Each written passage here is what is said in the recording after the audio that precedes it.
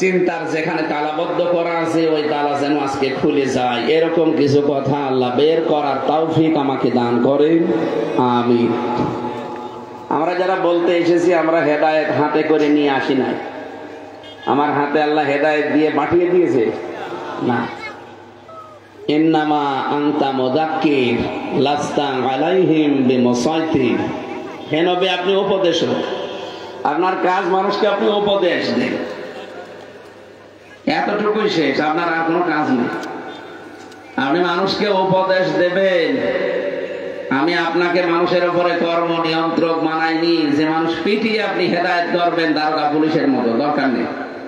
বলিল হাক্কু মির রাব্বিকুম ফামান শাআ ফালিউমিন ওয়া মান শাআ ফালিয়াকফুর। সত্য কথাটা তুলে ধরবে, যার ইচ্ছা হয় সে মেনে নেবে, যার ইচ্ছা হয় সে কুফরি করবে। বিচার করার জন্য তো একজন আছে নাকি? কথা বলেন।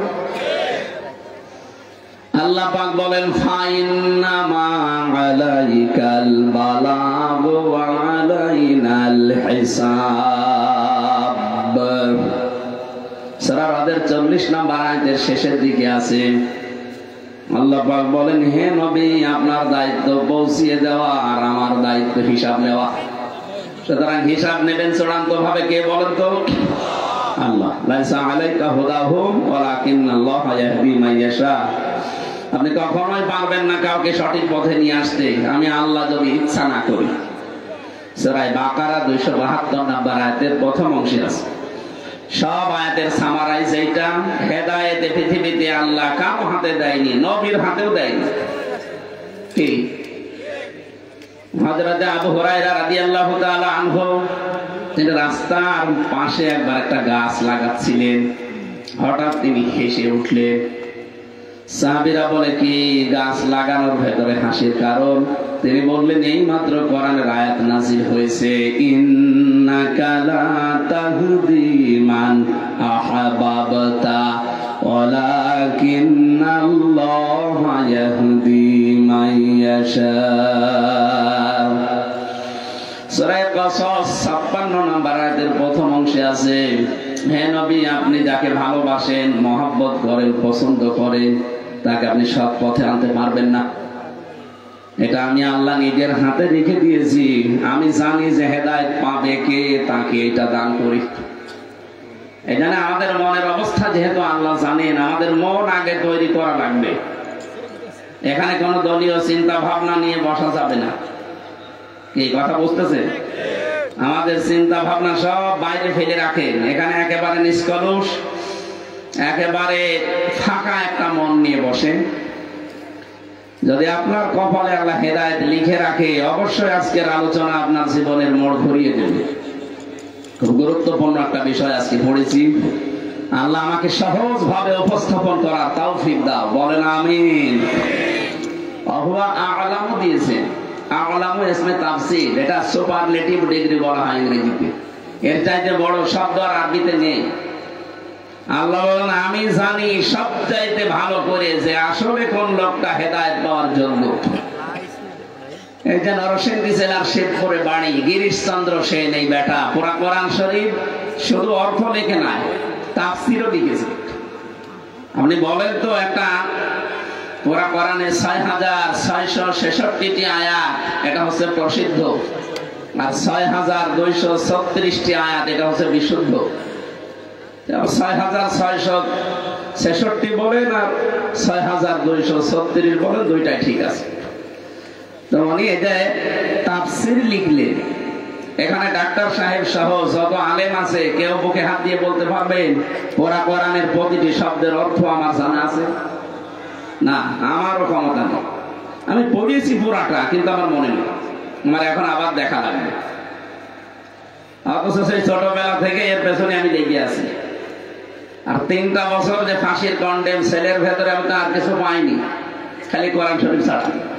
ওদের কাছে কোনো বই চাইলে বঙ্গবন্ধুর জীবনী, ও ছাপা পড়ে আমি করবো না।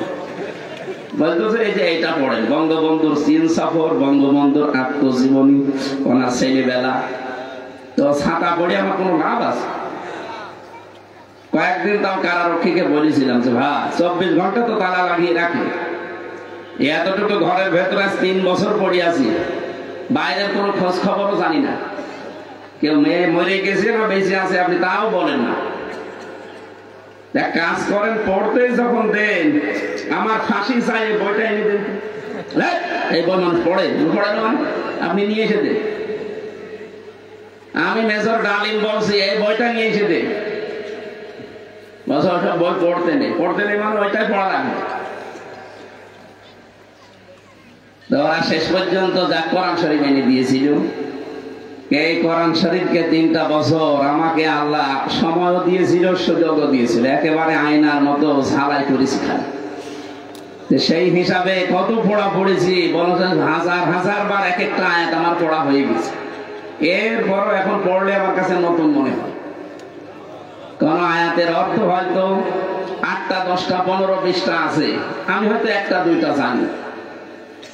এখানে যারা আছে এরকম সময় যারা এর পেছনে দেয়নি, সেই ছোটবেলা থেকে 5 পাস করার পরে এর পেছনে, এখন 33 বছর বয়স আমার, এত চেষ্টা করছি তাও পুরাটা এখনো আমি আয়ত্তে আনতে পারি না। অথচ এর উপরে আমার অনার্স মাস্টার্স গেছে, এর উপরে কামিল পাস করা আছে, কওমি মাদ্রাসায় পড়া আছে, হাফেজি পুরাটা শেষ করা আছে। এরপরও আমি জানি না যে প্রত্যেকটি শব্দের অর্থ কি। আমার পড়েছি মনে নেই। আর বাকি যারা এর পেছনে এমন সময় দেয়নি তারা বলতে পারবে। অথচ একটা হিন্দু গিরিশ চন্দ্র সেন কি পড়া পড়েছে বলুন তো? পড়া কোরআন শরীফ একেবারে ভাষা ভাষা করে পড়েনি। প্রতিটি শব্দের তো একটা না একাধিক অর্থ জানা ছিল, নয়তো তাফসীর লিখলে কি করি? একটা শব্দের যদি আপনি একটা অর্থ জানেন, জীবনও তাফসীর লিখতে পারবেন না। কারণ যে আয়াতের যে অর্থ, ওই শব্দের অন্য জায়গায় আর এক অর্থ আছে। দরবা মানে মারা, আঘাত করা, দরবা মানে কি? কিন্তু এমন জায়গায় কোরআনে ব্যবহার হয়েছে দরবা মানে মারা না, দরবা মানে দৃষ্টান্ত দেওয়া, উদাহরণ দেওয়া। আর এক জায়গায় আছে দরবা মানে দৌড় দেওয়া, পরিভ্রমণ করা, দেখে বেড়ানো। এখন যেইটা যেই জায়গায় খাটে আপনাকে ওই শব্দের অর্থ ওই জায়গায় যেটা অ্যাপ্রোপ্রিয়েট হবে, যেটা দিলে একেবারে সঠিক অর্থ বের হয়ে আসবে, ওইটা ওখানে লাগানো লাগবে, নয়তো আপনি তাফসীর মিলাতে পারবেন না। তাহলে এই হিন্দু বেটা আমাদের এই মুসলমানদের চাইতে কোরআন পড়েছে বেশি, বুঝেছে বেশি, লিখেছে বেশি। এই কথা বলেন না কেন? তো ঈমান এনেছে, মারা যাওয়ার পরে কবরও দেয়নি, ওরা পুড়িয়ে ফেলেছে। ওর সব ছিল কিন্তু মন ছিল না। কি ছিল না? বলেন বলেন। ও সারাটা জীবনের পেছনে ব্যয় করেছে। ও পড়েছেও আমাদের চাইতে অনেক বেশি, লিখেছে বেশি, বুঝেছেও বেশি, কিন্তু মন নেই, আল্লাহ হেদায়েত দেয়নি। অথচ টনি বেলাওয়ারের শালিকা লরেন বুথ, এই মহিলা অনার্স মাস্টার্স করা, ইরানের তেহরান বিমানবন্দরে এসে বলছে, ব্রাদার আমি মুসলমান হব না, কিন্তু আমি ইসলাম জানতে চাই, কি পড়লে অথেন্টিক ইসলাম জানা যাবে ওইটা আমারে দিন। মুসলমান তারে কোরআন তুলে দিয়েছে। 3টা বছর ইংরেজি অনুবাদ সহ সে কোরআন শরীফ আমাদের মতো আনাকুম জানাকুম পড়ে না, পড়ার মতো পড়েছে। আবার 53 জায়গায় লাল দাগ দিয়েছে। সংবাদ সম্মেলন করে ঘোষণা দিয়েছে যে এতদিন মুসলমানরা জানিয়েছে যে তাদের কোরআনে ভুল নেই, আমি 53 জায়গায় ভুল পেয়েছি। ওরা তো সব আগ্রহ নিয়ে গেছে, এবার তামাম দুনিয়ারে টাইট করা যাবে, 200 কোটি মুসলমান খুব লাফিয়েছে। উনি বলছে আমি আপনাদের ডাক দিয়েছি মুসলমান হওয়ার জন্য। হ্যাঁ, 3টা বছর আমি কোরআনকে একেবারে মন মতো পড়েছি, তাও বুঝে বুঝে। এর সাথে সিয়াসিত্তার হাদিসগুলো ব্যাখ্যা স্বরূপ পড়েছি। আমার দৃষ্টিতে ভুলও ধরা পড়েছিল, যেখানে ভুল ধরি একটা লাল দাগ দিয়ে রাখি, মনে করে সকালে জানাবো মুসলমানদের। আল্লাহর কি ইশারা, যে আয়াতে ভুল ধরি দেখি তার পরের আয়াতে পরের শব্দে আল্লাহ আগেই ওই জবাব দিয়ে দিয়েছে। আমার জীবনের ভুল ধরা পড়ে গেছে। এই পৃথিবীতে সবচাইতে বেশি মানুষ বাস করে খ্রিস্টান ধর্মে, প্রায় 250 কোটির উপরে, কিন্তু মুসলমান 200, মাত্র 210 কোটি। খ্রিস্টানদের চাইতে আমরা অনেক কম। এর বড় আপনি খ্রিস্টান ধর্ম বাদ দিয়ে একটা শিক্ষিত মেয়ে মুসলমানদের আমরা জঙ্গি মনে করি, সন্ত্রাসী মনে করি। এই ধর্ম মেনে নিলেন কেন? লরেন বুথ বলে, দেখো আমি চিন্তা ভাবনা করে পড়েছিলাম, এই কারণে আমি এখান থেকে সত্য জানতে চাই। শেষ পর্যন্ত মালিক আমাকে সত্য জানার সুযোগ করে দিয়েছে। বাপ দাদার ধর্ম আমি অনেক আগেই ত্যাগ করে অলরেডি ইসলামে চলে এসেছি। এর মন ছিল কি ছিল বলো তো, বলেন বলেন। এখানে যারা বসে আছেন, আমি বললাম না আজকের আলোচনা হেদায়েতমূলক, আপনার জীবন পাল্টিয়ে যেতে পারে ইনশাআল্লাহ। আপনি যদি কোরআন থেকে হেদায়েত নেওয়ার মন তৈরি করেন, এখানে কাবার ইমাম লাগবে না, আমির হামজা যথেষ্ট। আর যদি আপনার মন না থাকে, আমির হামজা না, আমির হামজার বাবা এসে, আমার বাবা তো রোজ করতে পারে না। কাবার ইমাম আসলেও আপনার মনের যদি পরিবর্তন না হয়, জীবন আপনার কোনো কাজ হবে না। কি এজন্য আগে মনটা পাল্টান, যে আমাকে যা বলতে আর তো বাবার কথা বলা সম্ভব না, কারণ কোরআন শরীফ সামনে আছে, কত আলেম এখানে বসে আছে, আর আমার আলোচনার ধরনে আমি সব দলিলগুলো বলে দেই। আমি আয়াত পারা পৃষ্ঠা লাইন রুকু সূরার নাম তাফসীরের নাম সব বলে দেব। শুধু মনটা তৈরি করবেন, দেখবেন আজকে আপনার ভেতরে ওতাল পাতাল তৈরি হয়ে যাবে ইনশাআল্লাহ। আমরা সেইভাবে তেলাওয়াত করে কথাগুলো বলার জন্য বসছি। আল্লাহ তুমি আমাদের দিকে তাকাও, বলেন আমিন। সূরা হাশরের একটা আয়াত তেলাওয়াত করেছি। আজকের আলোচনার বিষয় সমান নয়। কি বললাম বলেন বলেন। ছেলে কোথায় যান? বসেন ভাই বসেন। আপনি 1 ঘন্টা সময় দিতে পারবেন না, মাঝখানে বসেন কেন? আপনি বলবেন রাস্তায় না, আমি আলোচনার ভেতরে ডিস্টার্ব হলে আমি ভুলতে চাই। আপনি 1 ঘন্টা সময় দিতে পারবেন না, নড়াচড়া বন্ধ, এদিক ওদিকে তাকাবেন না। আর আমার চেহারা তো একেবারে খারাপ না, খারাপ অনেক ভালো আছে। এখন জালেমরা 3টা বছর খাওয়াইয়ে না খাওয়াইয়ে রেখেছি, যদিও চেহারা আগে অনেক ভালো ছিল, এখন একটু খারাপ হয়েছে, আবার ঠিক হয়ে যাবে। আপনারা বারবার বেশি বেশি খাওয়াবেন ইনশাআল্লাহ, আবার আগের অবস্থায় আল্লাহ যেন আমাকে ফিরিয়ে দেন। সমান নয় এই পৃথিবীতে, আল্লাহ বুঝিয়েছেন যারা ঈমান আনে আর যারা বেঈমান এরা কখনো সমান নয়। সূরা হাশরের এই আয়াত থেকে এটা প্রমাণ করে আমরা দেখব যে আসলে আমরা সমান কিনা। রব্বুল আলামিন বলেন, লা ইয়াস্তাওয়ি আসহাবুন নারি ওয়া আসহাবুল জান্নাহ, আসহাবুল জান্নাতি হুমুল ফাইজুন। সূরা হাশরের 20 নম্বর আয়াতে আল্লাহ জানিয়েছেন, হে নবী পৃথিবীর মানুষকে আপনি একটু তাকান, যারা জাহান্নামে যাবে আর যারা জান্নাতে যাবে এরা কিন্তু কখনো সমান না। এদের কথাবার্তা থেকে শুরু করে এদের পরিবার থেকে আন্তর্জাতিক জীবন পর্যন্ত পুরাটা দেখবেন আপনি আলাদা। জান্নাতি আর জাহান্নামী মানুষের কাজ কখনো এক না। জান্নাতি মানুষ কথা বলতে গেলে চিন্তা ভাবনা করে বলবেন, ও চিন্তা করে যে আমার এই কথা দ্বারা আখিরাত তৈরি হচ্ছে কিনা। والذين هم عن اللغو معرضون। রব্বুল আলামিন বলেন যারা সফল মুমিন তাদের 3 নাম্বার গুণ এইটা, ওরা অনর্থক কোনো কথা কোনো কাজ করে না, ওখানে গেলে ফিরে থাকে। এবার আপনি নিজের জীবনের সাথে মিলান তো, অনর্থক কোনো কথা কোনো কাজে আপনি আছেন? এই যে সেলফি তোলে যারা, বলেন তো এটা কোন কাজ হয়? আমি যদিও বলছি না যে তোলার দরকার নেই, বলেন কোন কাজ আছে এটা? দুনিয়া আখিরাতে কোনো উপকার আছে? আপনি যে সময়টা নষ্ট করলেন, এই যে 2-10 সেকেন্ড নষ্ট হলো সেলফি তুলতে, আর একজন তো তোলে দেখি 10-15টা করে। 1-1.5 মিনিট সময় আপনি নষ্ট করেন, ওর ভেতরে কিন্তু কোরআনের একটা আয়াত পড়লে প্রতিটি অক্ষরে 10টা করে নেকি পেতে। জান্নাতে যদি আল্লাহ আপনাকে দিয়েও দেয়, কোনো আফসোস আপনার মনের ভেতরে থাকবে না, কিন্তু একটা আফসোস থাকবে, দুনিয়ার যে সময়টুকু আপনি বিনা কারণে নষ্ট করেছেন ওই সময়ের জন্য আপনি আফসোস করবেন। এই আফসোস যেন আমাদের জান্নাতে যাওয়ার পরে না হয়, এখন থেকে সতর্ক হওয়া লাগবে না? সুতরাং অনর্থক কোন কথা, কোন কাজে নিজেকে ব্যয় করা যাবে না। এই পৃথিবীর সবচাইতে বড় অনর্থক কাজ হচ্ছে মানুষের তৈরি করা আইন কানুন দুনিয়ায় প্রতিষ্ঠার জন্য চেষ্টা করা। আজ বাংলাদেশে যারা আল্লাহর আইন বাদ দিয়ে মানুষের তৈরি করা আইন কায়েম করার জন্য চেষ্টা করছে, সে যে দলের লোক হোক, আমার ওসব দেখার দরকার নেই।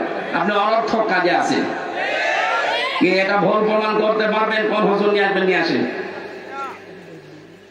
আপনাকে আমি বাঁচাতে চাই, আমি দেখতে পাচ্ছি আপনি জাহান্নামে যাচ্ছেন। মানুষের তৈরি করা আইন কানুন এই দুনিয়ায় কায়েম করা, প্রতিষ্ঠা করা, একে বিজয়ী করার চিন্তা ভাবনা করা সব অনর্থক। কোন জান্নাতি মানুষ এই কাজ করতে পারে না। আমরা যারা জান্নাত চাই তাদের জীবনটাই তো অর্থ করে দিয়েছি আল্লাহর আইনের জন্য। বলেন, শহীদ আল্লামা দেলাওয়ার হোসাইন সাইদি রহমতুল্লাহ আলাইহি, উনি যদি চিন্তা ভাবনা করতেন যে আখেরাত যা হয় হোক, আগে দুনিয়াকে মশালে এলো নিয়ে নিই, ওনাদের কিন্তু 13 বছর না 13 দিনও জেলখানায় থাকা লাগবে না। ধরার পরে জালেমরা অফার দিয়েছিল, আমি তো তার সাথে ছিলাম, আমি নিজে শুনেছি তার মুখ থেকে যে হামজা আমার অফারও দিয়েছিল যে আপনি জামাত ইসলামী বাংলাদেশ ছেড়ে দিয়ে নিজে একটা দল করেন, অথবা আপনি পীর হয়ে যান, দরবার খোলেন, দেখেন আপনার মুরিদ কত হয়। আপনি সারা জীবনে কিচ্ছু করা লাগবে না, শুধু বসে বসে থাকবেন, টাকা আসতেই থাকবে, দরকার হয় আমার দলের লোক আপনার মুরিদ হবে। বলেন না, আমি ইসলাম বুঝেছি কোরআন আর হাদিস থেকে। কোন বাবা কি বলে, কোন দাদা কি বলে, ওইটা আমি কোনোদিন দেখিনি। আমি দেখেছি আল্লাহ কি বলে, রসুল কি করে। কথা বলুন, এটা সাইয়্যিদ আবুল আলা মাওদুদী রহমাতুল্লাহ আলাইহি ওনার কথা। উনি জানিয়েছেন যে আমি ইসলাম মানতে গিয়ে কোনোদিন দেখিনি যে আমার বাবা কি বলেছে, আমার দাদা কি বলেছে, আমার পীর কি বলেছে। না, আমি দেখতে চেয়েছি সব সময় আল্লাহ কি বলেছে, রাসূল কি করেছে। উনি যদি ওই সময় সত্যি মেনে নিতেন, 13 বছর জেলখানা, এরপরে ওনাকে ইনজেকশন দিয়ে মেরে ফেলা, কিছুই হতো না। যেদিন বের হয়ে যাচ্ছিল কি হাসি একটা দেখলাম জেলখানার গেটে, অথচ পরের দিন শুনলাম যে উনি আর নেই। আমারও ধরার পরে পড়েছিল। দেখেন, আমরা যা যা বলতে বলি এইগুলো বলবেন, দেশের বিরুদ্ধে এই কথা বলবেন, জামাত ইসলামী বাংলাদেশ আর ছাত্র শিবিরের বিরুদ্ধে এই কথা বলবেন। আমি আকিজ গ্রুপের খতিব ছিলাম, নাম শোনেননি? বলেছিল আকিজ গ্রুপকে আপনি এই দেশের বিরুদ্ধে, ওরা টাকা পয়সা খরচ করে এই কথাগুলো লিখে দেবেন। না, এই মিথ্যা কথা আমি বলতে পারবো না। শেষ পর্যন্ত ওরা বলেছিল আপনার বউ তুলে নিয়ে আসবে, তারপরও সম্ভব না। এই জন্যই তো আমার জামিন হয়নি, নাই তো আমাদের ঠুনকু একটা মামলা দিয়েছে, মূল্য চুরির মামলা না। মূল্য চুরি করলেও তো 3 মাস জেলে থাকা লাগে। কি কথা বলছেন? আমার সন্দেহমূলক বাড়ি থেকে তুলে নিয়ে গেল, যে আমরা সন্দেহ করছি আপনি এরকম একটা কথা বলতে পারেন, এই বলে নিয়ে গেছে বাড়ি থেকে। যে মিথ্যা কথাগুলো বলাতে পারেনি, এই জন্য মামলাটা এমন কড়া করে দিয়েছে, রাষ্ট্রদ্রোহী মামলা দিয়ে দিয়েছে।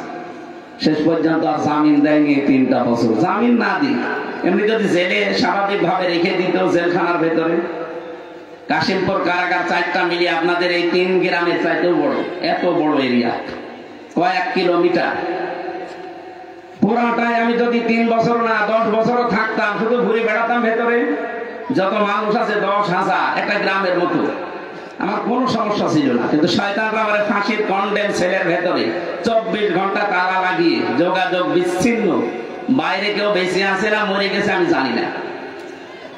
আমার দাদা মরার মনে হয় 7 দিন পরে জানলাম যে দাদা মরে গেছে। আমার নানি মরার প্রায় 1 মাস পরে আমি জেনেছি আমার নানি নেই। একজন কারারক্ষী এসে বলছে যে আপনার এক বুড়ি মরে গেছে। বুড়ি কে? পরে শুনলাম আদালতে যে আমার নানি মরে গেছে। আমার চাচা তো ভাই একটা মরেছে, একটা শালা মরেছে, কে কে মরেছে আমি জানতাম না। পরে এসে শুনলাম যে অমুক অমুক অমুক অমুক নেই। আমাকে এই মাদ্রাসা লাইনে নিয়ে আসার পেছনে এই হাফেজি এবং এই আলেম লাইনে বহু কষ্ট স্বীকার করেছিল আমার এই দাদাটা। যদিও আওয়ামী লীগ করত, কিন্তু কষ্ট করেছিল।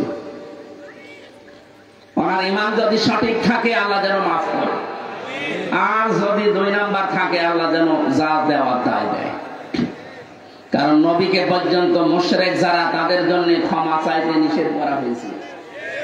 কি মা কানা লিন নাবিয়্যি ওয়াল্লাযীনা আমানু আন ইস্তাগফিরু লিল মুশরিকিন ওয়ালাউ কানু উলি কুরবা। সূরা তাওবা 113 নম্বর আয়াতের প্রথম অংশে আছে, হে নবী আপনি এবং ঈমানদার যারা তাদের জন্য জায়েজ নেই। কে বলছেন? আল্লাহ। শোভনীয় না, উচিত না কোন মুশরিকের জন্য আমার কাছে ক্ষমা চাইবে, যদিও এটা নিজের নিকট আত্মীয় হয়। বলেন তো নবীজিকে যদি আল্লাহ নিষেধ করতে পারে, হামজা কোথাকার কি? যে চাচা মুশরিক ছিল এই জন্য নবীকে বলছে না আপনি দোয়া করতে পারবেন না, আপনার চাচা মুশরিক। নবীর জীবনে কোনদিন দোয়া করা লাগে নাই, শুধু মনের ভেতরে কামনা আসলেই কবুল হয়ে গেছে। সেই নবীর হাত যদি আল্লাহ ফেরত দেয়, যে কার জন্য হাত তুলেছেন এটা চাচা আপনার আমি জানি, কিন্তু লোকটা মুশরিক। লোকটা কি? আর বাংলাদেশে টাটকা মুশরিক মরে যায়, আর আমরা দোয়া করে জান্নাতে দিয়ে চলে আসি, মনে হয় কন্ট্রাক্টর দিয়েছে। যেখানে মুশরিকের জন্য দোয়া করা যায় নেই। ওয়ালাউ কানু উলি কুরবা, যদিও এটা তোর নিকট আত্মীয় হয় তাও দোয়া করা যাবে না। এখন মুশরিক কিনা এটা বুঝবেন কি করে? আল্লাহ যেটা পারে ওটা অন্য কেউ পারে এই বিশ্বাস করে যারা, তারা শিরিক করে, আর শিরিক যারা করে তারা মুশরিক। বলেন তো বাংলাদেশে এরকম মানুষ নেই? বহু মানুষ আছে, আমার দাদাও থাকতে পারে এরকম। আল্লাহ যেটা পারে ওটা অন্য কেউ পারে এই বিশ্বাস যারা করেন তারা শিরিক করছে, আর শিরিক যারা করছেন তারা মুশরিক। আর মুশরিক মারা গেলে ওর জন্য জান্নাত হারাম, জাহান্নাম ওয়াজিব। সূরা মায়েদার ভেতরে আছে, ইন্নাহু মা ইউশরিক বিল্লাহি ফাকাদ হারামাল্লাহু আলাইহিল জান্নাহ ওয়া মাওয়াহুন নার ওয়া মা লিয-যালিমিনা মিন আনসার। এদের জন্য কোনো সাহায্যকারীও নেই। তাহলে সামারাইজ বক্তব্য এই, আল্লাহ যেটা পারে ওটা অন্য কেউ পারে। বলেন আরো জোরে বলেন। বলেন তো আইন বানাতে পারে কে? নাকি অন্য কেউ পারে? ইয়াকুলুনা হাল্লানা মিনাল আমরি মিন শাইইন। হে নবী, এটা সূরা আলে ইমরানে 154 নম্বর আয়াতের মাঝে আছে, 4 নাম্বার পারা 9 নাম্বার পৃষ্ঠা 3 নাম্বার লাইনে আছে। হে নবী, ওরা যদি জিজ্ঞাসা করে যে যে পরিবার সমাজ রাষ্ট্র চালাতে আইন লাগে, বিধান লাগে, এগুলোকে আমরা তৈরি করতে পারি? আল্লাহ বলেন কুলিন্নাল আমরা কুল্লাহু লিল্লাহ। না, ওদেরকে বলেন যে আইন তৈরি করবে শুধু কে? আল্লাহ। কারণ এইটা যদি কারো হাতে দেওয়া যায়, মানুষের যেহেতু মনটা সংকীর্ণ, এই জন্য যার হাতে দেবেন সে টেনে টেনে আইন বানাবে, নিজের দিকে, নিজের পরিবারের দিকে, নিজের দলীয়করণ করে, নিজের আত্মীয় স্বজনের দিকে তাকিয়ে ও বানাবে নিজের দিকে তাকিয়ে। এই জন্য আইন তৈরি করা কারো হাতে দেয়নি। নবীজির হাতেও পর্যন্ত আল্লাহ আইন তৈরি করার ক্ষমতা দেয়নি। হ্যাঁ, নবীজি যদি বলতেন এটা হ্যাঁ, ওটা হালাল হয়েছিল, যদি বলতেন না ওটা হারাম হয়েছিল। ওনাকে আল্লাহ সারে বানিয়েছেন, শরীয়ত প্রণেতা, এই ক্ষমতাটা আল্লাহ তাকে দিয়েছিলেন। এই জন্য আকাশের দিকে আঙ্গুল তুলেছিল শুধু এইভাবে, চাঁদ পর্যন্ত 2 টুকরা হয়ে গেছে। এই জমিন থেকে একটা পা শুধু উপরে তুলেছিলেন, আরো সে চলে গেছে। সুবহানাল্লাহ বলতে পারেন নাই? তাহলে নবী ছাড়া এই পৃথিবীতে আইন তৈরি করার ক্ষমতা আল্লাহ আর কাউকে দিয়েছে? বলেন। সুতরাং ডক্টর কামাল যেটা বানিয়েছে, আমি নাম ধরে বলছি ভাই, আপনি রাগ করেন আর খুশি হন, 72-এর এই সংবিধান, এটা যে অচল চলে না, এই 54 বছর আপনি তো দেখলেন। এখন অন্তত একটু বিবেকটা জাগ্রত করেন যে এখন আমরা 96% মুসলমানের দেশে আল্লাহ সংবিধান হিসাবে যেটা দিয়েছেন তার নাম ফুরকান। সূরা ফুরকান নেই? 77টা আয়াত আছে, 73টা ধারা আছে আয়াতের ভেতরে। বাংলাদেশের সংবিধানে কত ধারা, কাউ কিছু হয় না। চোর যায় জেলে, ডাকাত হয়ে বের হয়। কিন্তু নিজে দেখেছি, চোর যায় ডাকাত হয়ে বের হয়, ডাকাত যায় মার্ডার মামলার আসামি হয়ে বের হয়। কিন্তু কোরআনে কারিমে আল্লাহ মাত্র ধারা দিয়েছেন কয়টা? 73টা। বলেন বলেন। সবাইকে বিশ্বাস করে বলছি এই 73টা ধারার পক্ষে কাজ করেন। এখন যেহেতু সংস্কার চলছে, আমরা আহ্বান জানাবো, যারা দায়িত্বে আছেন মুসলমানদের সেন্টিমেন্ট বোঝার চেষ্টা করেন।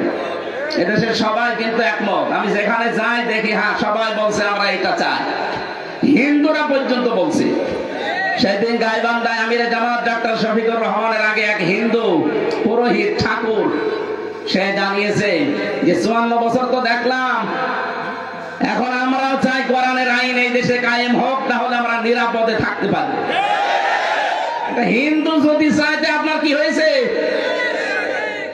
সুতরাং সংস্কার চলছে, এটা একটু নিয়ে যান। দেখেন সাদাবাজি বাপ বলার সময় পাবে না। কিসের সাদাবাজি? এদেশে কোন সাদাবাজি থাকবে না ইনশাআল্লাহ। গত পরশুদিন দেখেননি রাম ধোলাই দিয়েছে বাইতুল মুকাররমের পেছনে, সাদা চাইতে গেছে। শয়তানের সাহস কি? যেখানে এরকম মাথা ছাড়া দেবে যেই হোক, দল বেদল দেখা যাবে না, সব এক হয়ে যাওয়া লাগবে। কোন সাদাবাজির ঠাঁই বাংলাদেশে হবে না। কথা বলেন ঠিক কিনা? এটা কি দুনিয়ার কাজ নাকি? এটা একটা জিহাদ। আপনি অন্যায় ভাবে একজন মানুষের কাছে চিন্তাই করবেন, সাদাবাজি করবেন, মানে এটা কি ইন্ডিয়া নাকি? এটা কি বলেন তো? আরো জোরে। দাদারা মনে হয় শুনতেও পাচ্ছে, শুনলেও কিছু করার নেই, কারণ তাম দুনিয়ায় সবচাইতে বেশি মিথ্যা কথা বলে দাদারা। এটা আমরা বানালাম, মাইক্রোসফট বানিয়েছে, ভয়েস অফ আমেরিকার রিপোর্ট। তাম দুনিয়ার 257টা রাষ্ট্র সবচাইতে বেশি মিথ্যা কথা বলে ইন্ডিয়ার দাদারা। এতদিন ছড়িয়েছে আমাদের দেশ নিয়ে আমরা নাকি সংখ্যালঘু নির্যাতন করি। আরে ভাই, বামাম পৃথিবীতে আমাদের দেশটার নাম এখন বেশি যে আমরা সাম্প্রদায়িক সম্প্রীতি নিয়ে সবচাইতে বেশি বাস করি এই দেশের মানুষ। সুতরাং ওরা অনেক কিছু নিয়ে খেলা খেলতে চেয়েছিল আগস্টের 5 তারিখের পরে, একটা গুটিতেও কাজ হয়নি। আনসার লীগ দিয়ে চেষ্টা চালিয়েছিল, বিচার ব্যবস্থাকে ধ্বংস করে একটা চেষ্টা চালিয়েছিল প্রধান বিচারপতিকে দিয়ে, পারে না। কি কথা বলেন না কেন? সচিবালয়ে আগুন ধরিয়ে চেষ্টা করেছিল, পারে না। এখন আবার লেগেছে হিন্দু বৌদ্ধ খ্রিস্টান যারা আছে তাদেরকে উস্কানি দিয়ে কি করে এই দেশে অরাজকতা সৃষ্টি করা যায়। এটাও সফল হচ্ছে না, হবে না। তার বাস্তব প্রমাণে হিন্দু ভাইরা সব বুঝে ফেলছে। কালকে একজন হিন্দু জানিয়েছে এদেশের যদি 1 ইঞ্চি মাটি ভারত জোর করে নিতে চায়, এদেশে আমরাও কিন্তু অন্য ধর্মের হতে পারি, কিন্তু এই বাংলার মাটির সন্তান আমরা। সুবহানাল্লাহ বলতে পারেন না? তার মতো এখন সবাই আমরা একজোট। এদেশে রোজার পূজা পাশাপাশি হবে, কোনো অসুবিধা নেই। কথা বলছে না কেন? কাউকে গালিও দেওয়া যাবে না। ওয়ালা তাসুবুল্লাযিনা ইয়াদউনা মিন দুনিল্লাহ, অন্য ধর্মের দেবতাকে গালি দিবা না, অন্য ধর্মের ধর্মীয় নেতা যারা তাদের গালি দিবা না। সুতরাং আমরা আপনাদেরকে গালি দেই না, গালি দেব না। আমরা এখন এই দেশে যারা আছি সব মানব সন্তান। লাকাদ কাররামনা বানি আদম, আল্লাহ আমাদের সবাইকে সম্মান দিয়েছে। কথা বলেন না কেন? দল মত নির্বিশেষে এখন এই দেশটাকে সাজানো লাগবে না? যদি একটু দেখতে চায় যে জান্নাতি মানুষ কি করে, এটা যদি একটু সামনে দেখতে পেতেন, আপনি দেখতেন পৃথিবী একটা মিনি জান্নাত হয়ে গেছে। যত রকমের অপরাধ আছে সব বন্ধ হয়ে যাবে ইনশাআল্লাহ। অপরাধ গুলো বেশি বাড়ে, এই কারণে তো আল্লাহ মাঝে মাঝে গজব পাঠায়। ওয়ালানুযীকান্নাহুম মিনাল আযাবিল আদনা দুনাল আযাবিল আকবারি লাআল্লাহুম ইয়ারজিউন। আল্লাহ পাক বলেন বড় আযাব পাঠানোর আগে তোদের কাছে ছোট ছোট কিছু আযাব পাঠাই। আমি চাই যে তোরা যেন ফিরে আসিস আমি আল্লাহর দিকে। এই জন্য যে আমি যে কথা বোঝাচ্ছিলাম, এই দুনিয়াতে কোন জান্নাতি মানুষের কাজকর্ম আমল আখলাক আর জাহান্নামী মানুষের কাজকর্ম আমল আখলাক এক হবে না। আম হাসিবাল্লাযীনা জাতারাহুস সাইয়্যাতি আন নাজআলাহুম কাল্লাযীনা আমানু ওয়া আমিলুস সালিহাত সাওয়া'আম মাহইয়াহুম ওয়া মামাতুহুম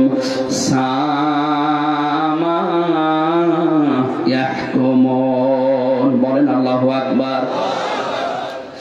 আল্লাহ পাক বলেন ওরা কি মনে করে জীবন এর মৃত্যুর দিক থেকে যারা ইমানদার আর যারা বেঈমান এরা কি সমান? ওরা কি মনে করে না? ওদের এই বিচার পদ্ধতি কত নিকৃষ্ট, ওদের এই মনোভাব। এই দুনিয়াতে যারা সত্যি ঈমান আনার পরে টিকে থাকতে পারে, এই মানুষগুলোকে আমি আল্লাহ এত দামি বানিয়ে দেই। যারা ঈমান আনে না, এই মানুষগুলোকে আমি আল্লাহ এত নিকৃষ্ট জায়গায় পৌঁছিয়ে দেয় যে দুইজন হয়ে যায় আকাশ আর পাতালের ব্যবধান। আপনি বাস্তবে দেখলেই বুঝবেন এদের কথাবার্তা, আচার আচরণ, এদের অ্যাক্টিভিটিস গুলো পুরাটা আলাদা দেখতে পাবেন।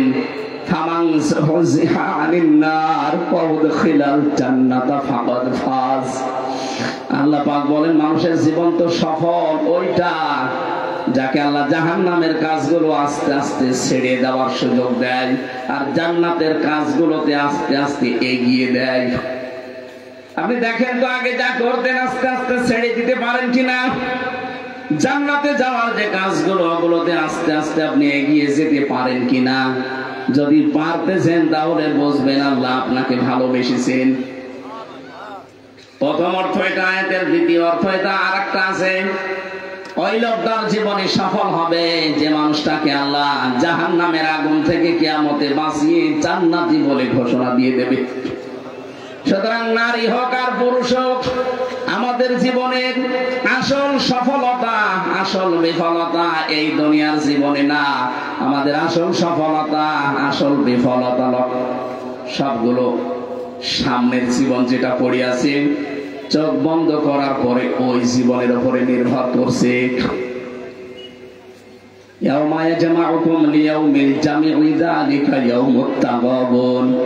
কিয়ামতে যেদিন সবাইকে আমি হাজির করব, ওই দিন কিন্তু আসল হার জিতের দিন। এ দুনিয়া আজকে আপনি 1000 বছর হায়াত পেয়েছেন, পুরা কুমিল্লা জেলার মালিক হয়ে গেছেন। 1000 বছর আপনি ভোগ করে গেলেন। 1000 বছর পরে অবশ্যই আপনার মরণ হবে। কি পৃথিবীর শ্রেষ্ঠ মানুষ যখন বাঁচতে পারে না, আপনার তো কোনো কুল কিনারায় নেই। যাকে আল্লাহ অফার দিয়েছিলেন যদি আপনি থাকতে চান থাকতে পারবেন, যদি যেতে চান আপনাকে নিয়ে যাওয়া হবে। তিনি হচ্ছেন মুহাম্মাদুর রাসূলুল্লাহ। ফেরেশতা জিবরাইল এসে বলে, হে নবী, আজকে একটা নতুন ফেরেশতা আমি আমার পেছনে সাথে নিয়ে এসেছি, তাকান। এ কারো কাছে আজ পর্যন্ত কোনোদিন অনুমতির জন্য যায়নি, কিন্তু আজকে এসেছে। এর আগে শুধু একজনের কাছে অনুমতি নেওয়ার জন্য গিয়েছিল, হযরত মুসা আলাইহিস সালাম। তাকে সালাম না দিয়ে তার কাছে গিয়ে বলেছে, আল্লাহ আমাকে পাঠিয়েছে, দিয়েছে এক চড়ে ওনার এই ডান চোখ বের হয়ে গেছে। আল্লাহকে গিয়ে বলে, রব্বুল আলামিন কার কাছে পাঠালে? আমার চোখ বের করে ফেলিস। কোথায় গিয়েছিল? মুসা নবীর কাছে। বিয়াদবি করেছে? বলেন না। মানলো কেন? বলছে, আল্লাহ আমার সালাম দিতে মরেছিল না। আল্লাহ তাআলা বলেন, ঠিক আছে, বেঁচে আছো এই ভালো, কারণ তো আমার এই ছাড়ে না। ও আমার এই মোটা মোটা প্রশ্ন করে মাঝে মাঝে। আল্লাহকে একদিন জিজ্ঞাসা করেছে, মাবুদ তুমি যদি বান্দা হতে আমার, আর আমি যদি তোমার মালিক হতাম, আল্লাহ হয়ে যেতাম, তাহলে আমার মতো আল্লাহর কাছে তুমি বান্দা হিসাবে কি চাইতে? আল্লাহ বলেন, মুসা তোমার বর্ডার তুমি পার করে ফেলেছো। তুমি কোনদিন আল্লাহ হতে পারবা না, আর আমিও কোনদিন বান্দা হওয়া সম্ভব না।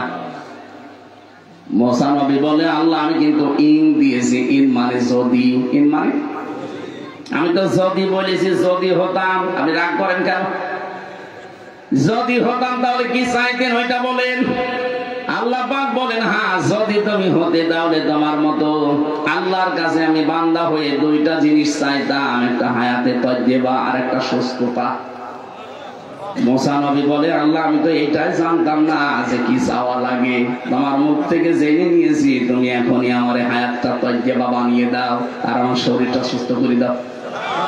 আল্লাহ ওই দিন মিসকি হেসেছিলেন, ডাক দিয়ে বলে, মুসা তুমি খুব চালাক, আমার কাছে জিজ্ঞাসা করে আমার কাছে দোয়া করো। একবার গিয়েছিল শুধু, সালাম না দিয়ে তার চোখ হারিয়েছে। কিন্তু আজকে এসেছে, কিন্তু আপনার কাছে অনুমতি নেই। হযরত জিবরাইল বলে, আপনি যতদিন থাকতে চান এখানে থাকতে পারবেন এই নশ্বর পৃথিবীতে, আর যদি যেতে চান আল্লাহ আপনার অপেক্ষা করছে, চলেন। নবীজি জিজ্ঞাসা করেন, ইয়া আখি জিবরাইল, হে ভাই জিবরাইল, যদি থাকতে চাই কতদিন থাকতে পারি? যতদিন ইচ্ছা, তারপরে মরা লাগবে। তারপরে বলেন বলেন, মরা লাগবে। এইটা থেকে মাপ নেই, কারণ কুল্লু নাফসিন যায়িকাতুল মাউত। আল্লাহ যাকে বানিয়েছে তাকে মারবে, এটাই তার সিদ্ধান্ত। হয়তো আপনি থাকতে পারবেন কিয়ামত পর্যন্ত, থাকেন, কিন্তু মরা লাগবে আপনাকে। নবীজি বলেন, ভাই জিবরাইল যাওয়াই যখন লাগবে তখন এই নশ্বর পৃথিবীতে আমার থাকার দরকার নেই। আল্লাহ যদি আমার অপেক্ষায় ইন্তজার করে, অপেক্ষা করে আমার জন্য, চলো আমার নিয়ে চলো। এই জন্য যেটা বোঝানোর জন্য হাদিসটা বললাম, আপনি 1000, 2000, 5000 বছরে নাই ছিলেন, কি হবে যদি মরণের পরে আল্লাহ আপনাকে জাহান্নামে দিয়ে দেয়, জান্নাত থেকে যদি বঞ্চিত করে দেয়, আপনার পুরা জীবনটাই ব্যর্থ। কথা বলেন না কেন? আফামান কানা আলা মুমিনান কামান কানা ফাসিকান লা ইস্তাবুন। রব্বুল আলামিন বলেন, যারা মুমিন, যারা ঈমান আনে, আর যারা ফাসিক, যারা পাপাচার, হে নবী আপনি দেখবেন কখনো তারা কিন্তু কাজ কারবারের দিক থেকে সমান না। আম্মাল্লাযীনা আমানু ওয়া আমিলুস সালিহাত, যারা ঈমান আনবে, ঈমানের উপরে ভিত্তি করে যারা সালেহ আমলে সালেহ করবে, নেক কাজ করবে। এখানে ডাক্তার আছে, সালেহ শব্দের ব্যাখ্যা আমার মনে হয় এখানে যদি যত মানুষ আছে জিজ্ঞাসা করি, সবাই এক বাক্যে হয়তো বলবে সালেহ মানে নেক কাজ। সালেহ মানে না, না, সালের আধুনিক ব্যাখ্যা করা লাগবে আপনাকে এখন। যারা ঈমান আনে, ঈমান আনার পরে যারা আমলে সালেহ করে, সালেহ মানে শুধু নেক না, শুধু সৎ না, সালেহ মানে যোগ্য। সালেহ মানে কি? ঈমান আনার পরে আপনাকে যোগ্যতা অর্জন করা লাগবে। এই পৃথিবীকে সুন্দর করে সাজাতে হলে যে যে জায়গায় আমরা যেতে চাই, ওই জায়গার আগে জ্ঞান অর্জন করবেন, প্রশিক্ষণ নেবেন, সঠিকভাবে ওই জায়গাতে কাজটা আঞ্জাম দেবেন, এর নাম সালেহ। এটা আজ আমরা মুসলমানরা করতে পারছি না, এই জন্য রাষ্ট্র আল্লাহ আমাদের হাতে দেয় না। এক কথা বলে না কেন? একজন ডাক্তার, ওনাকে চিকিৎসা বিজ্ঞানের উপরে আগে শিক্ষা নেওয়া লাগবে, প্রশিক্ষণ নেওয়া লাগবে, এরপরে সুচারুরূপে কাজটা আঞ্জাম দেওয়া লাগবে, ওইটার নাম আমলে সালেহ। শিক্ষা ব্যবস্থা থেকে ওনাকে দুর্নীতিগ্রস্ত করে গড়ে তোলা হচ্ছে আবেদ চাচার মাধ্যমে। কি কথা বলে না কেন? আবেদ চাচা টাকা পয়সা নিয়ে শুধু প্রশ্ন ফাঁস করে, ওই প্রশ্ন দিয়ে উনি লেখাপড়া করে ডাক্তার হয়, শেষে রোগী বাঁচাতে যেয়ে মেরে ফেলে। এরকম একটা বিভাগে না, দুনিয়ার প্রত্যেকটা বিভাগে আমরা দেখতে পাচ্ছি এরকম অযোগ্য মানুষগুলো। আর যোগ্য যারা ছিল, এই মানুষগুলো ছিল কোণঠাসা, এরা কাজ করতে পারে নাই। এই জন্য আমরা এমন একটা দেশ তৈরি করতে চাচ্ছি যেখানে শুধু সৎ হলেই হবে না, নেক হলেই হবে না, যোগ্যতা সম্পন্ন হওয়া লাগবে। বাংলাদেশের ডাক্তার গুলো যদি ডাক্তার শাহিন জব্বারের মতো বানাতে পারতাম, ডাক্তার মতিয়ার রহমানের মতো বানাতে পারতাম, ডক্টর ফয়জুল হকের মতো বানাতে পারতাম, ডাক্তার ফাতেমা সিদ্দিকার মতো বানাতে পারতাম, এই দেশটা আমার মনে হয় চিকিৎসা বিজ্ঞানে বিভাগে কোনো দুর্নীতি থাকতো না। আপনি বিচার ব্যবস্থার দিকে তাকান, যারা বসে আছে, আমার যে রায়টা কয়েকদিন আগে দিয়েছে, উনি আমার মামলা এভাবে দেখার পরে বিচারপতি বলছে কোনো কিছুই পেলাম না, এর ভেতরে কোনো মাল নেই, আমি বিচার করবো কি দেখে। বলছে যান, আপনাকে আমি খালাস দিয়ে দিলাম। মনে মনে বলতে গেলাম যে স্যার আপনার এই মামলাটা তো 3 বছর এই টেবিলে ছিল, তখন তো বলেনি যে কোনো মাল নেই, এখন হঠাৎ করে মাল পাচ্ছে না মানে? উনি এইটাই বলতো যে হুজুর আমার হাত বাঁধা ছিল। কি কথা বলে না? যোগ্যতা কিছু মানুষ সম্পন্ন ছিল, কিন্তু তাদের হাত, বলেন বলেন, আরো তাদের হাত বেঁধে দেওয়ার জন্য এমন এমন কায়দা কৌশল করা হয়েছে, বাধ্য হয়েছে তারা হাতের বাঁধন আরো শক্ত করতে। এই মানুষটা সব থাকবে কি করে? বিভিন্ন ঔষধ কোম্পানির লোক এসে এসে বলবে স্যার এই ওষুধ লেখেন, না লাগলেও লেখেন, আপনাকে আমরা অমুক অমুক জিনিস দেবো। বলেন সুবহানাল্লাহ। নাউজুবিল্লাহ। এটা যে করে স্যারকে জিজ্ঞাসা করেন। আবার যেখানে সেখানে আপনি রিপোর্ট দিয়ে হবে না, উনি লিখে দেবে যে অমুক জায়গায় যাও, ওখানে আগেই বলা থাকে যে 10,000 টাকার যদি আপনাকে রিপোর্ট বানিয়ে দেয়, হয়তো 8,000 খরচ হবে, 2,000 আল্লাহর ওলি রেখে ফেলবে। এরকম প্রত্যেক জায়গায় ছিল, প্রতিটি জায়গা বিচার ব্যবস্থা বলেন। আমি তো ওই জায়গাগুলোতে 3টা বছর কাটালাম, এমন কোন জায়গা নেই আদালতের ইট পর্যন্ত টাকা চায়। হ্যাঁ, আদালতে যাবে ইটও খুলে আছে যে 10 টাকা দিয়ে যান। আমি যেদিন প্রথম জেলখানায় যাই 10 সালে, হাজত থেকে বের হওয়ার পরে, জেল থেকে বের হওয়ার পরে দেখি যে পুলিশ আমার বলছে, হুজুর কি টাকা দেন। টাকা পাবো কোথায়? না, ওই যে আপনাকে দেখতে এসেছিল, ওরা আপনাকে টাকা দিয়েছে, আমরা জানি। তাও দেখেছি, শেষে 10 টাকা দিলাম, তাও খুশি। এই 10 সালে প্রথম ওই সময় থেকে জেলে যাওয়া শুরু, এই যে চলছে। মনে হয় আমার শ্বশুর বাড়ি, আমার মনে হয় শ্বশুর বাড়িও আমি এতদিন যাইনি।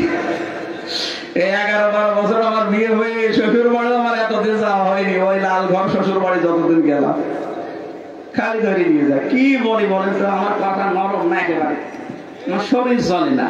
আমি নরম নরম কথা বলে, আর ওরা বলে না আমাদের কলিজায় লাগে। আজকে যদিও বলছি না, কারণ আমার শরীর পারছে না, ঘুম ঘুম ভাব, এখন আমার মনে হচ্ছে ঘুমায় না। কি বড়ি দিয়েছে আমি বুঝলাম না, কালকে ডাক্তার দেখালাম তো কি বড়ি দিয়েছে বুঝছি না, খালি ঘুম লাগছে।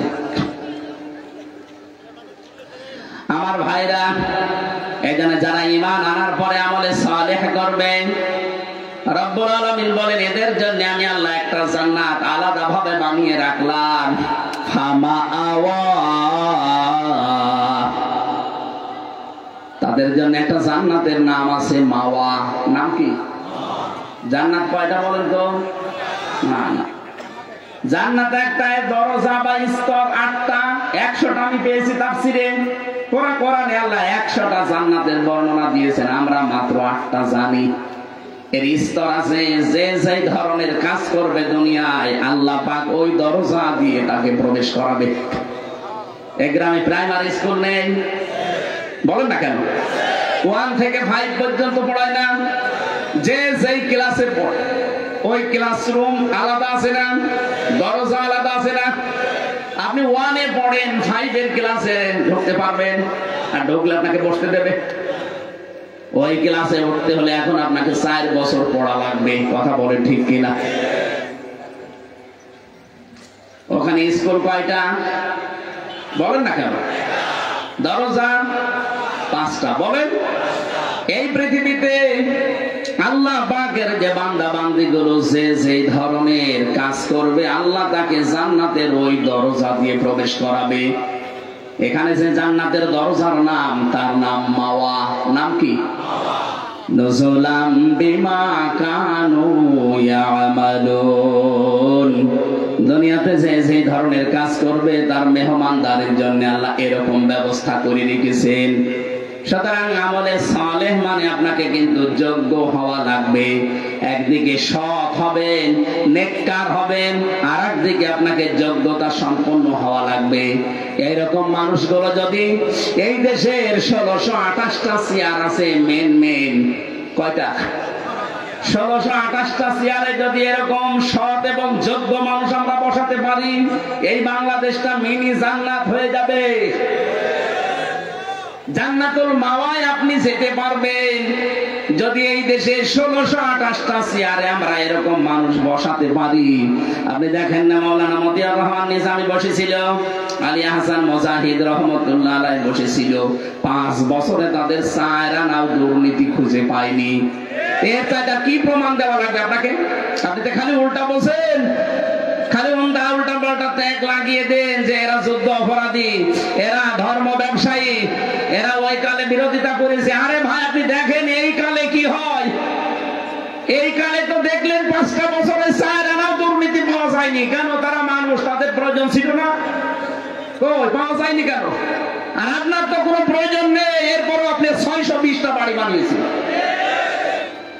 ভূমি মন্ত্রণালয়ের দায়িত্বে যে লোকটা ছিল প্রতিমন্ত্রী, চট্টগ্রামে বাড়ি, ওর 620টা বাড়ির সন্ধান পাওয়া গেছে। আরে ভাই, একটা মানুষ বাঁচে কয়দিন, এত বাড়ি কি হবে আপনার?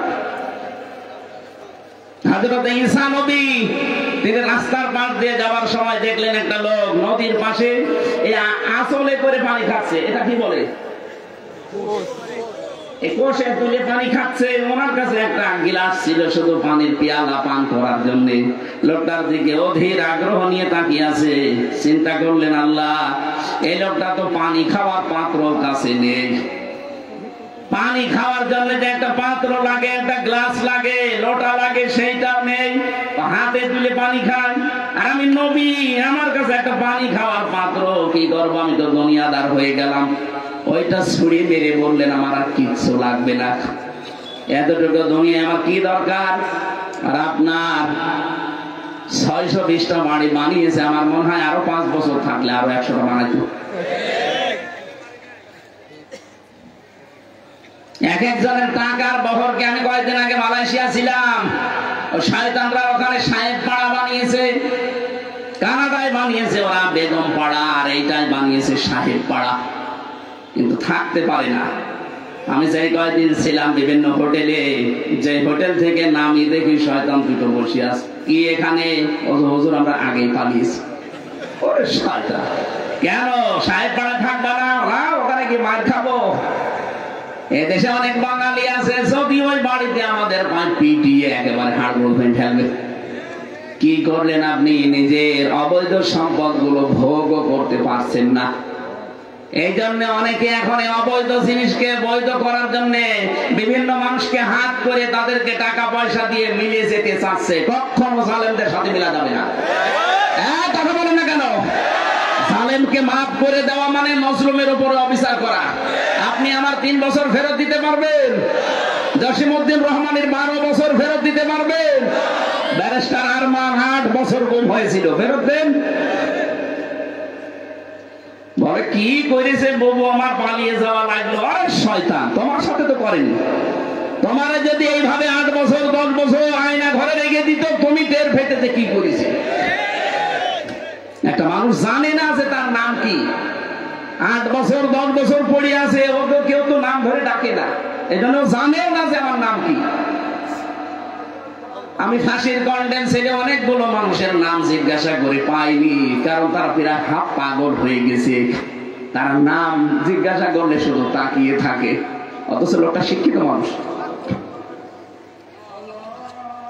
পড়ে আছে 30 বছর, তার ওই ফাঁসির কন্ডেম ছেলের ভেতরে থাকা লাগবে 30 বছর। দুনিয়াতে তার কেউ আছে কিনা সে কিছু জানি না। মাঝে মাঝে ওই মজনু পাগলকে দেখতাম ঝাড় দিয়ে বেড়াতো। মজনু পাগলের নাম শুনেননি? ওর একদিন জিজ্ঞাসা করলাম যে আপনার তো শরীর চলে না, আপনি জেনা করলেন, ধর্ষণ করলেন কি করে? সব বানানো। এই পাশের জেলায় বাড়ি, এটা নোয়াখালী না? কুমিল্লা, নোয়াখালী বাড়ি ওর, ওই যে হাতিয়ায় বাড়ি, হাতিয়া। কালকে আমি ওর গ্রামে ছিলাম। কি আশ্চর্য মানুষ, ওখানে কত মানুষ অসহায় হয়ে পড়ে আছে।